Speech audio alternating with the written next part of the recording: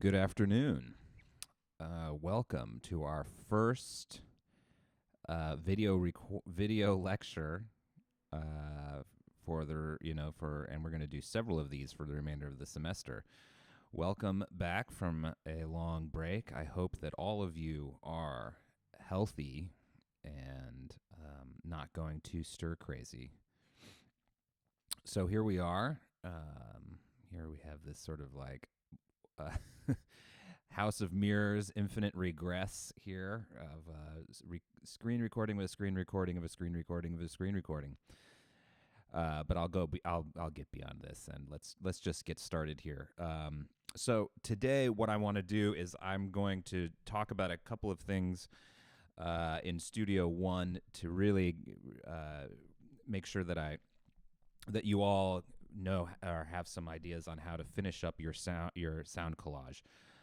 I will be starting presenting MIDI and Studio One to you all on Thursday. So today really is about wrapping up the sound collage assignment. So the sound collage assignment is due on this Thursday. Several of you have been in communication with me about extensions due to the fact that we can't meet on campus. So for those of you who have been in communication with me, of course, it is not due on Thursday for you. But for the rest of you who have not been in communication with me, the sound collage assignment is due on Thursday. So what I want to do today is just talk about a couple of things regarding mixing and mix downs and getting all of your audio tracks to work together and finalizing the project and just wrapping up some important audio concepts before we move on to MIDI instruments on Thursday. Okay, so what I have here is a Studio One session that I've thrown together. I've spliced up let me show you here. I've spliced up this Max Roach track that we listened to several weeks ago when I was demonstrating the difference between an MP3 and a WAV file. So here is what the original track sounds like.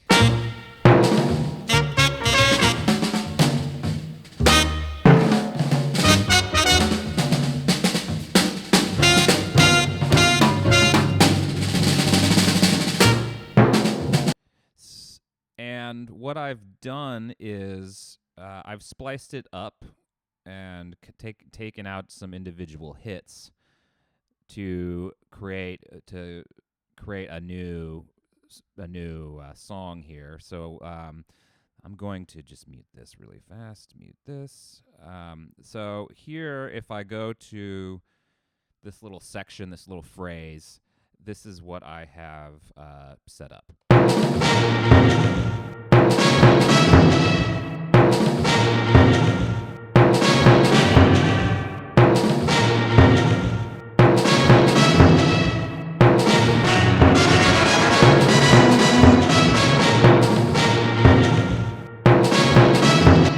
Okay, so I have this loop here, this kind of weird recomposition of this track, and I have put some effects on these spliced out hits here. So what I want to do now is I want to demonstrate a couple of little techniques with audio, and then we're going to talk about mixing and making sure that all the levels are correct and how to monitor to finalize the project. And then I'm going to show you how to mix down to a final mix, and that mix down will be what you submit as the audio portion of your sound collage assignment. As a reminder, there's a written portion and an audio portion of your sound collage assignment. So I'm gonna start by looking at I want to I want to look more deeply at what's going on with the effects here on these tracks, and then I'm going to show you like a interesting reverse technique and some ways to sort of navigate around Studio One that we haven't really looked at yet. Then we'll look at doing the mixing and sort of doing the main mix and doing levels in the console view, and then our final mix down. Okay, so right now I've got how I have this session set up, I have really nothing on this track. So what I'm going to do, because I'm just scrolling to the end here, because I have I don't have anything on this track, I'm just going to get rid of it. So I am right-clicking on this track, and I'm going to click Remove Track. That deletes the track. If there was any audio in that track, it would have erased it. All right, so right now, how I have this set up, I have the audio that I'm sampling from up top so that I can copy and paste down, and I'm just keeping this track muted. I'm going to keep that muted for the remainder of this little talk. If I look at these individual tracks, right now, let me zoom in a little bit. So if we look at just this second track, I will solo it, and let's listen to what I've done here. So, okay, so I have this rhythm, and I put some effects on it.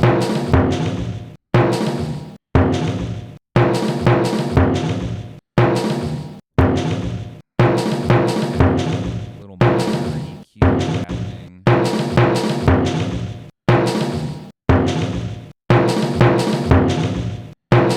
Now, a little trick. I'm gonna have this beat. Now, I'm going to turn this on.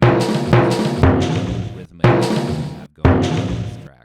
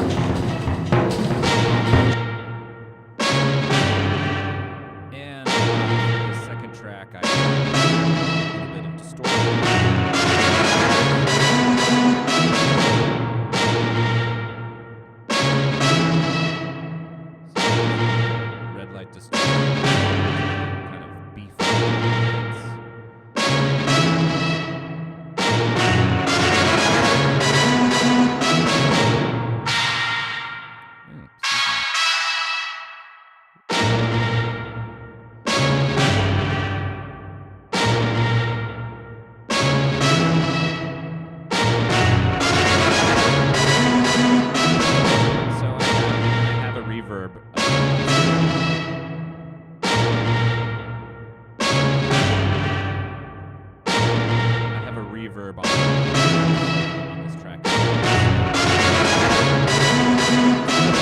Sound like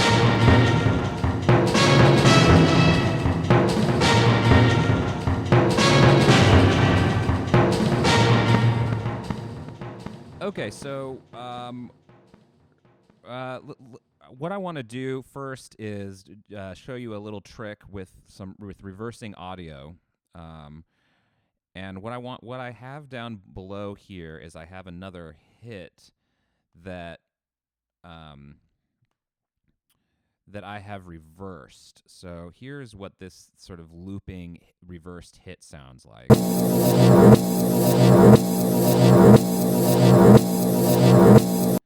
And the way that I reversed this audio is I just right click on the audio on the splice of audio, and I go down to where it says audio, And this allows me to do a number of operations onto the audio itself.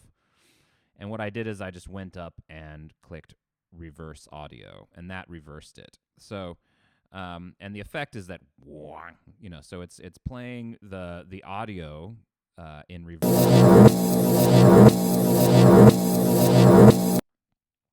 Okay, so what I want to do here is I'm going to take this section and I'm going to put some effects on it. I'm going to bounce it to disk, or in other words, I'm going to just mix down this one track. I'm going to bring it back into this Studio One session. Click reverse again, and there will be and this is going to produce a really interesting effect. So right now, as I said, I've got this reversed percussion thing with some cymbals and like a timpani. I'm going to put some effects onto this audio here. So what I'm going to do is open up my browser. And I can go over here, and now I can drag some effects onto this track with the reversed drums. I'm going to start with throwing this channel strip on to this track. And the reason I want to do this is I'm going to filter out the lows and the highs from this sound first. So just as a reminder, the way I'm going to do this is with these filters over here to the right. So the first thing I'm going to do is I'm going to use the low filter to cut off all of the low sound around, let's say, around 500 hertz. So I'm going to cut all that off, and then I'm going to cut off the highs. So I'm just going to press play and then listen to how this filtering is working.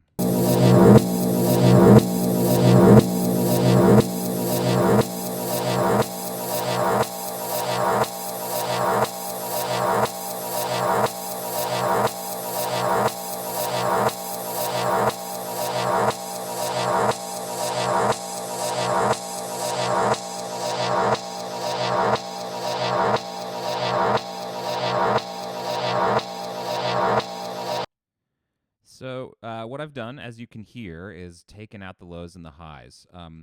You'll notice that as I increase and decrease these filters, so if I bring this low filter back up to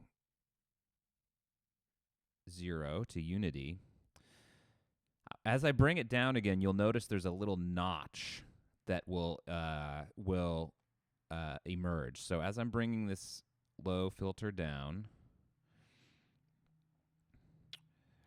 so all of this sound has been shaved off of the output, but we've also increased this little notch here. So what this is called is the Q of a filter. So what a Q does is right at the frequency cutoff point, which is 497 hertz. There's a little bit of a bump that the cutoff of the filter. So everything to the left or that is lower than this frequency is taken out, but right at around this frequency, the filter is bumped up a little bit.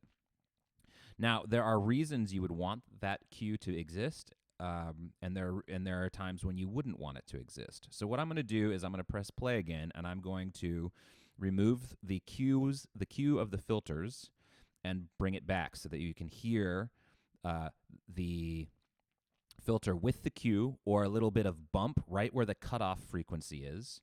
And then I'm going to take the Q out, and then I'm going to bring the Q back in and start moving the cutoff frequency of the filters around so you can hear where that bump is. So here we go.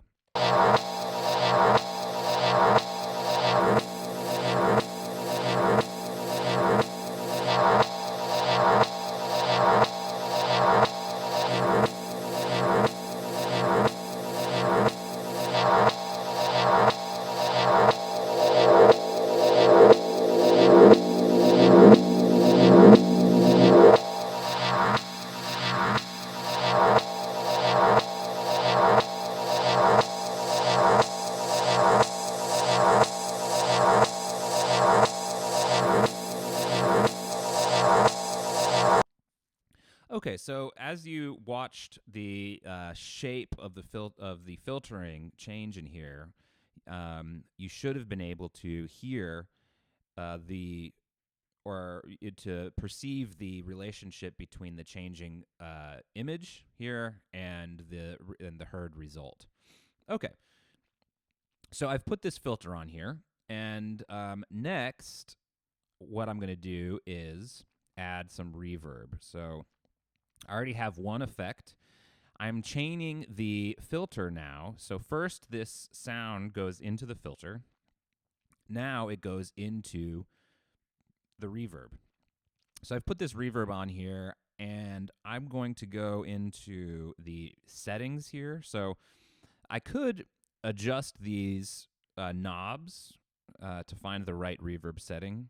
But with a lot of these effects, what I am able to also do is look through some defaults, and then and use the default as a starting point to explore the sound. So what I'm going to do is I'm going to start with large hall. So now when I click on large hall, now it's adjusted the sound of this reverb, and let's listen to it.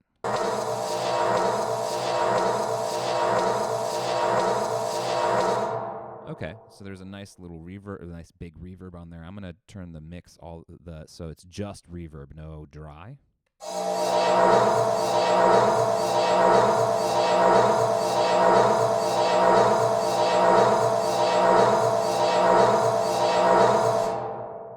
Okay, so I have now put two effects on to this audio. The filter happens first. This is what I was talking about the last time, if you think way back to the last time we actually saw each other. The filter happens first. So I'm filtering out all of the lows and the highs first before I go into the reverb. If I put these in a different order, let me see here. So for instance, now I've reversed the order, and let's listen to how it sounds different.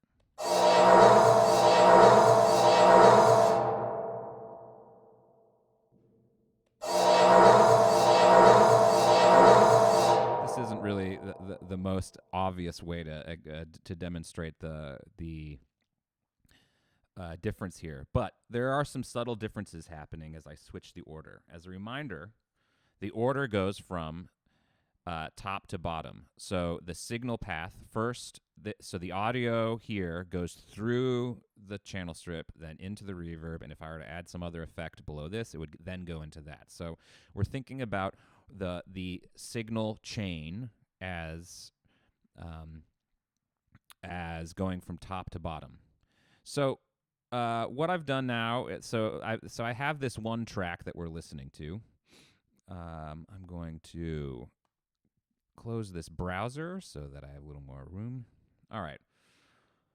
So we have this. What I'm going to do is I am going to mix. I want to make a mix down of just this one track, and then I'm going to bring it back into this session so that I can reverse it again. Now, why am I doing that?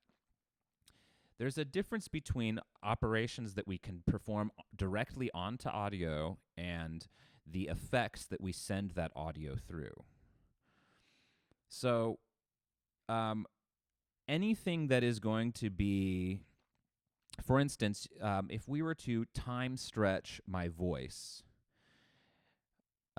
we would have it would be much more effective to do it outside of time. In other words, record the audio, finish recording it to disk, then stretch it. Because think about it. If in order to stretch this audio, you need to have the data onto the computer, and then you need to manipulate that data and stretch it. So what's different about reverb is really the input can just be continuous.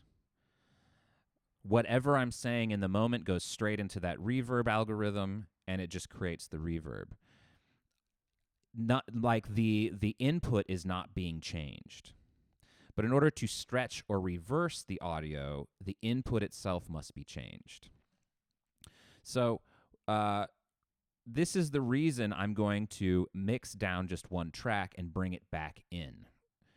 So how do I go about doing that? Well, first off, I'm going to extend this loop an extra couple of bars. And I'll explain and it'll be clear why I did this in just a moment.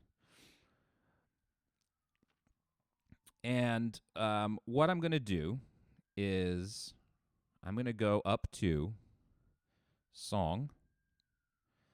I'm going to click on Export Stems. Now, what stems are when we're talking about a digital audio workstation, what the stems are the output of each track individually. So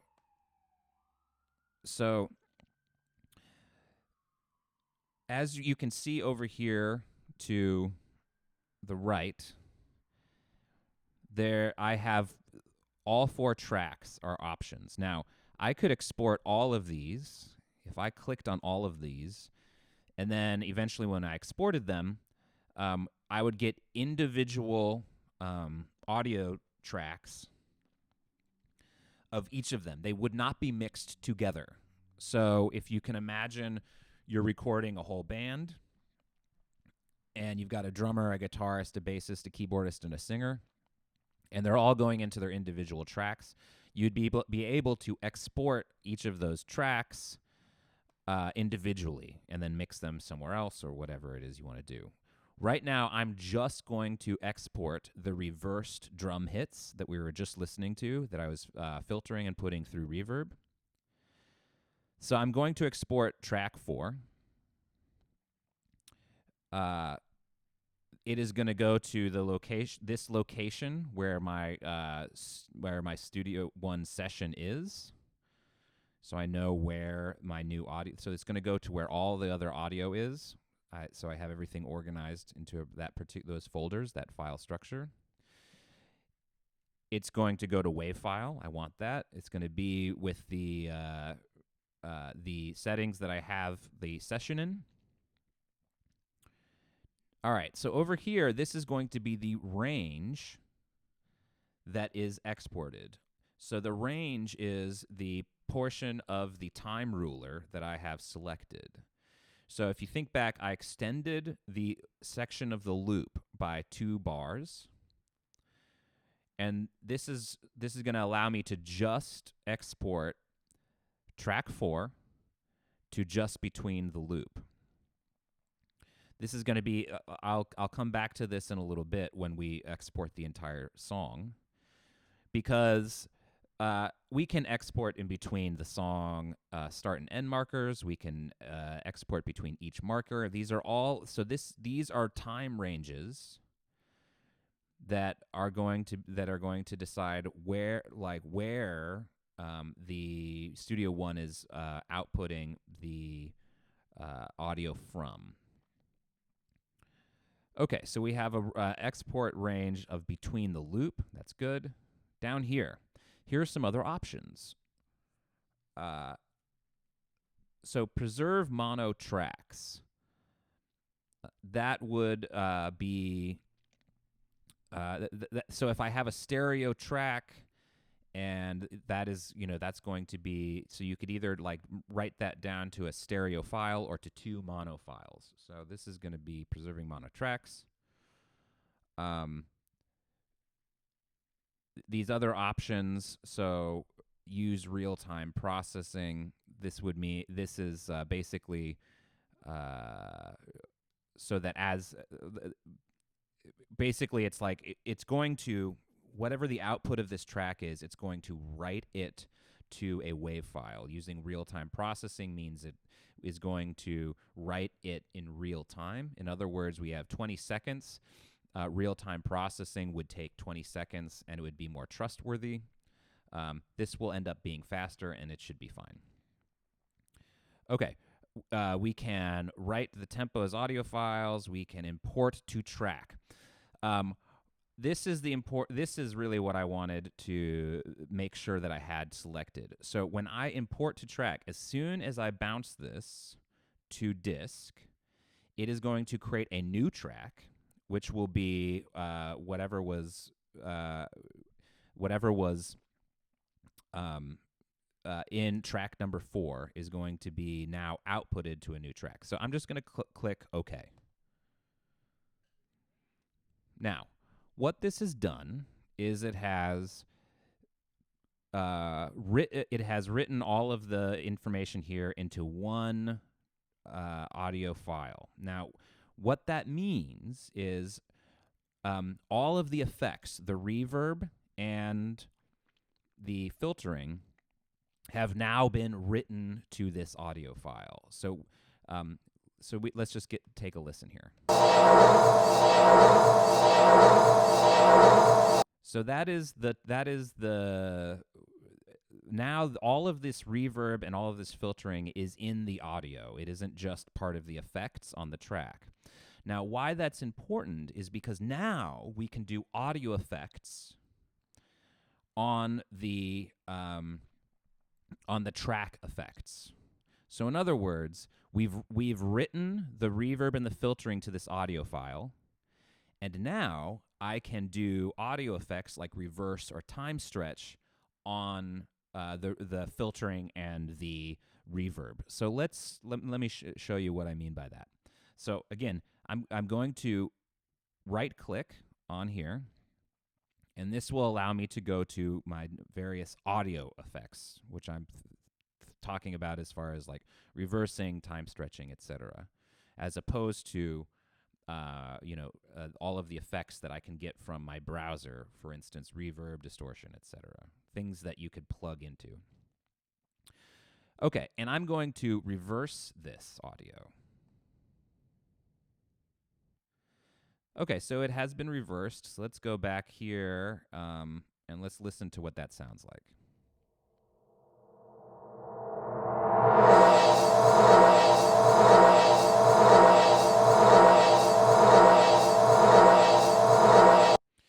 Okay, let's compare that to, since I still have this this track up here, which is the filtering and reverb on the reversed. So, and let's compare that with the reverse of the reverse. So you can hear that now that I've reversed the reverb, it kind of gives that little whoosh, whoosh, that wave at the end of it. So let's listen to that a little bit more.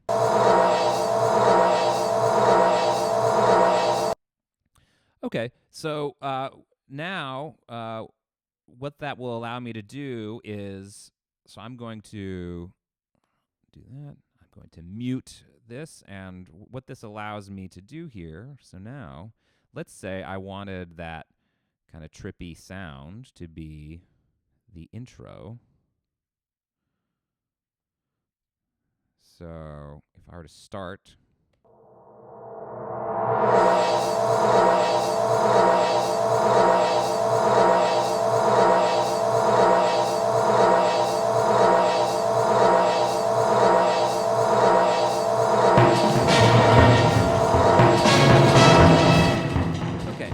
Like that's taking a little bit too much time, so I really just want this to come in like so. And now you'll notice why I put those 2 extra bars at the end of this loop, so that I can have this little sort of intro bit. So let's listen again.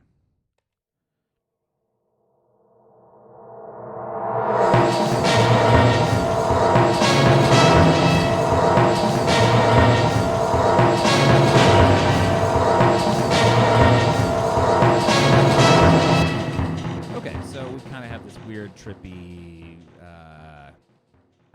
trip hop sort of thing going on, I think. All right, so again, what I've done is I've made a combination of the track effects that I am putting onto tracks and the effects that I'm doing on the splices of audio. So this is a way that you can combine and go back and forth to create some interesting effects. Now, what I want to do is look at mixing. So I have really this combination of three tracks now. So track 1, track 2, and now this sort of the track that is made out of the reverse of the reverse. I'm going to go over to the mix console. So here in the mix console, I can see each of these tracks, and I'm going to press play.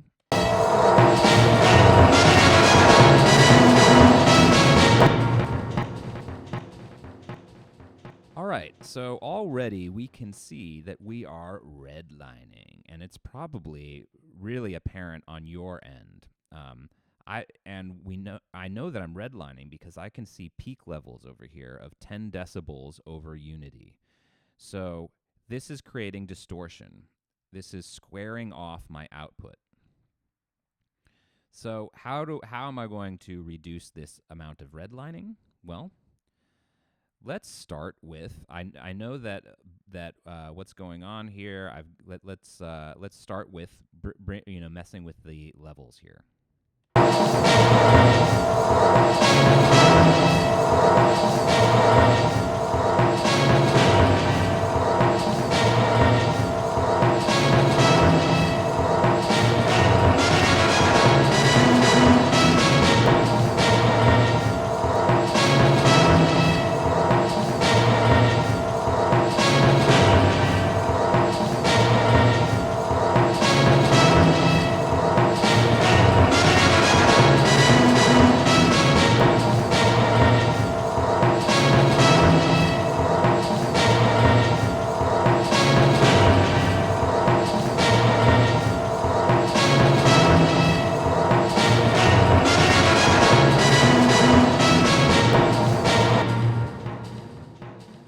Okay, so if you were watching what I was doing with my cursor here, you will have noticed that I was going back and forth between adjusting levels of individual tracks and continually checking on how much redlining was happening in my master or my main channel. So as I do that again, realize so what I'm doing as I'm monitoring this is I'm monitoring these levels. I'm looking for this indication that I've redlined here in my peak level. I'm also looking at the decibel readout up here. So, and what I do is I want my peaks to be as close to 0 as possible without going above 0. So watch as I do that. I'm going to bring everything back to unity, bring everything back to bring everything back to 0 here. And as soon as I press play, you'll probably hear some distortion on your end because it'll be redlining.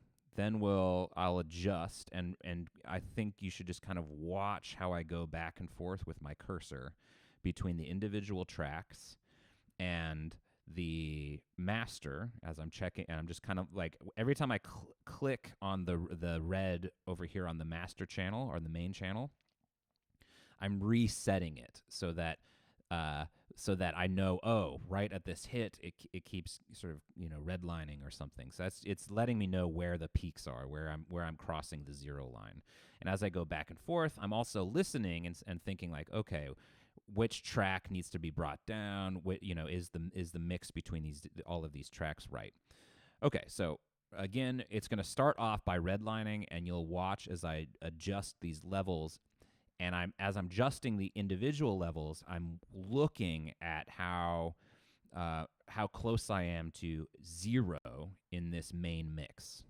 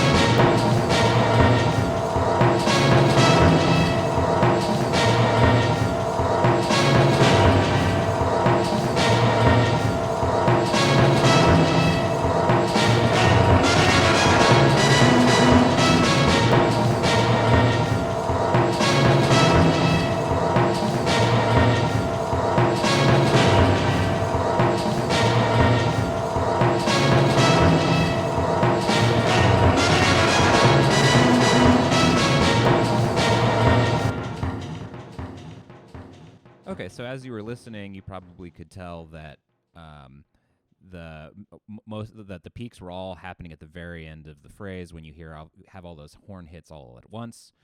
And so I had to adjust to really that loudest point in the phrase because that's where the most of the redlining is happening.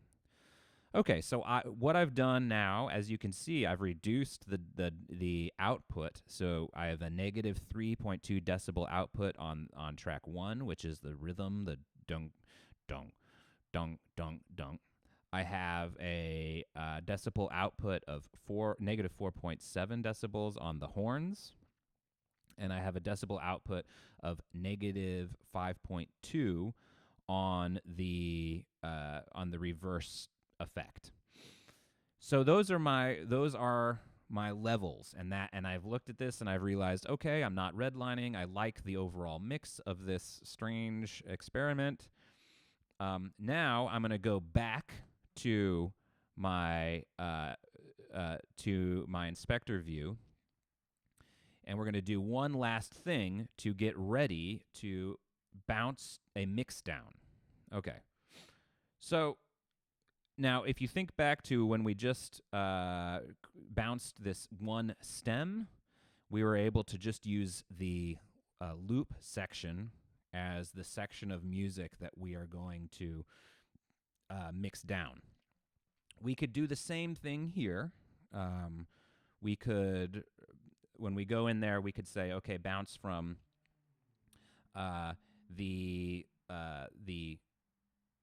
bounce just this section that is highlighted here in the loop. We can also use our song markers. So let's see here. Okay, so if I go to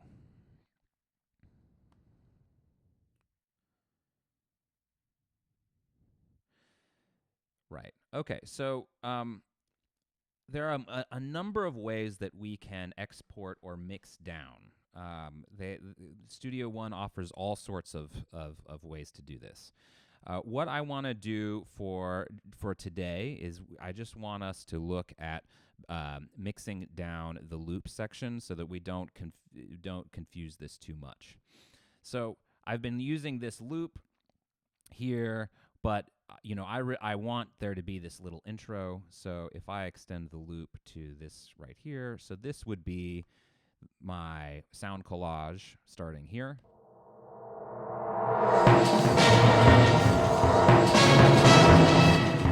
Okay, so I've extended the loop, and let's say I want there to be a little echo at the end on that because I like that delay echoing out. So let's see how the tail will be at the end of this. And I was able to hear that there is still a little bit of delay happening before it looped back, so I'm going to extend it a little bit longer.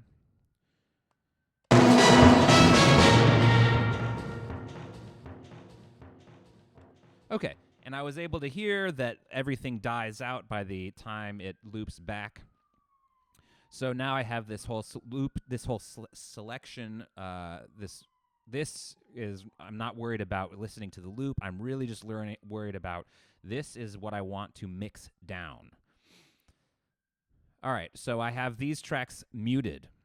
These mutes will also be on when I mix down. So keep that in mind. When you mix down, whatever is muted or soloed affects the main mix. I'm going to go to song. Remember before I went down to export stems, which is about exporting or individual tracks, but I want to export mixdown, which is the main, the master that I was looking at to make sure that I wasn't redlining. Okay. So here, just like last time, we're looking at, I'm going to be sending this mixdown to the where all of my audio files are for my project. I'm going to rename this. I'm going to call this, I don't know, Trippy Jazz. and it's going to be writing in the same parameters that I have the session set up in. Over here, I'm going to export between the loop. If I were to export between song markers, and I did not adjust the quote unquote ending of the song with my markers, it would have gone to the default, which is always 5 minutes. So whenever you set up a default Studio One session, it marks the end of your song at 5 minutes in. So this is something to think about. If you end up using between the song start and end marker, you might end up having a lot of silence at the end of your track. Or maybe your track is longer than 5 minutes and it'll suddenly just cut off before your song is over.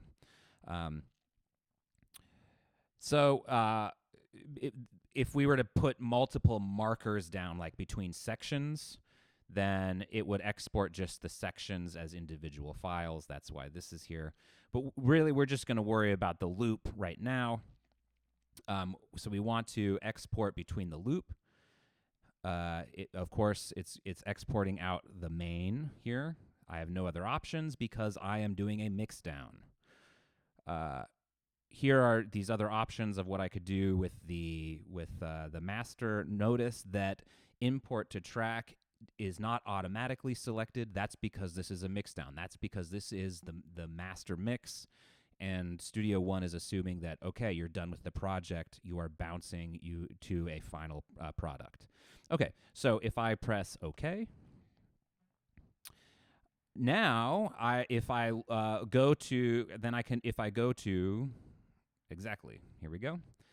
So already I can see that in my mix down folder, so let's go over here real quick.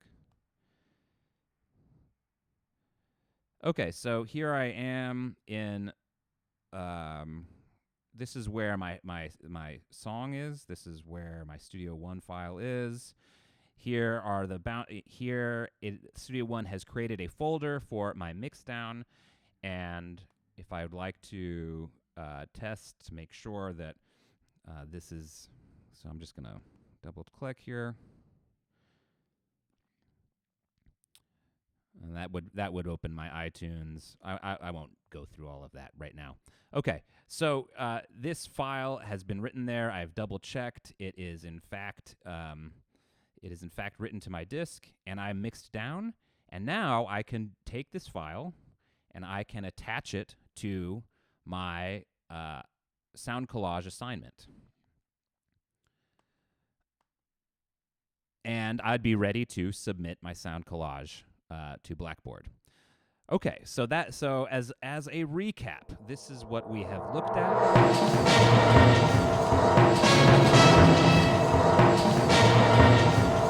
So that confirms that the file wrote to disk and sounds nice.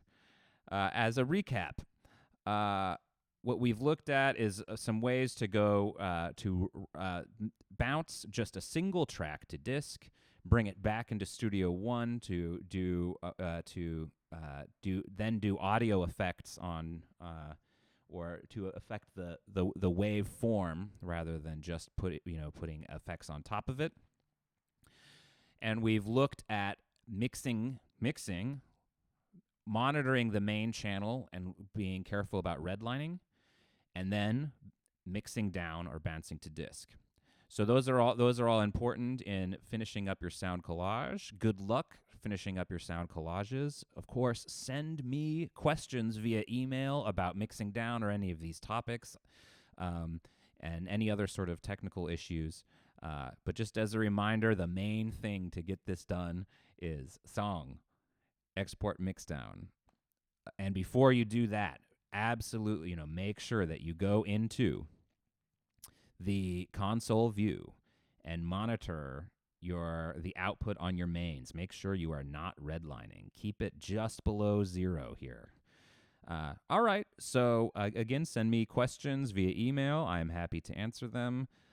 Next time will be another video lecture, and we will be digging into MIDI.